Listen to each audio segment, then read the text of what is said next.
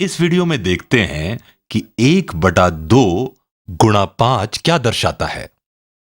इसका एक तरीका यह भी हो सकता है कि हम जोड़ें 1/2 को 5 बार, यानी कि 1/2 जमा 1/2 जमा 1/2 जमा 1/2 जमा 1/2, जो कि बराबर है 1 जमा 1 जमा 1 जमा 1 जमा 1/2 के, जो बराबर होगा 5/2 के, यानी it is equal to 5 halves. और दूसरा तरीका यह हो सकता है कि हम 5 चीजें लेते हैं या 5 वस्तुएं लेते हैं। मान लीजिए कि यह है पहली वस्तु। चलिए इसे कॉपी और पेस्ट कर लेते हैं जिससे ये सभी एक समान दिखें। चलिए अब इसको यहां पेस्ट कर लेते हैं। तो ये हुई दूसरी वस्तु, ये हुई आपकी तीसरी वस्तु, और ये हुई चौथी वस्तु, और ये रही पांचवी और आखिरी वस्तु। तो दूसरे तरीके के मुताबिक हमने 5 वस्तुएं ली और अब इनका आधा करते हैं। तो इनका आधा क्या होगा? तो हमारे पास 5 वस्तुएं हैं। अब हम 5 को विभाजित यानी डिवाइड करेंगे 2 से, और ये होगा 2 और 1/2, जो कि होगा यहां तक।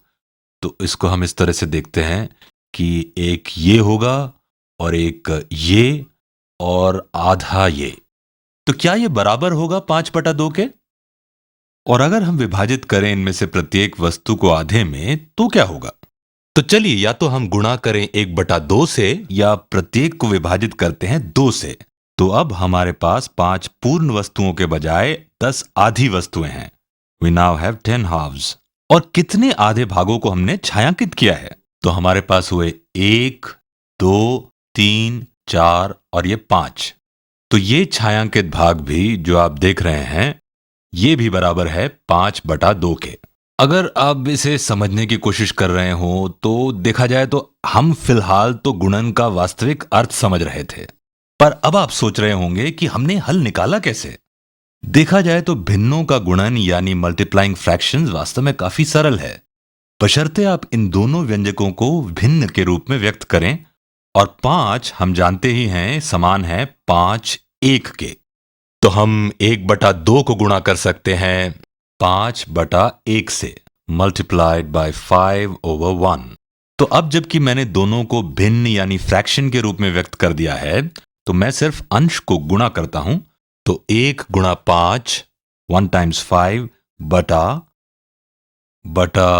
2 गुणा 1 बटा 2 गुणा 1। और ये किसके बराबर होगा? तो ये होगा 1 गुणा 5 होगा 5, और 2 गुणा 1 होगा 2। 2 गुणा 1 होगा 2। तो एक बार फिर से हमें मिला 5/2।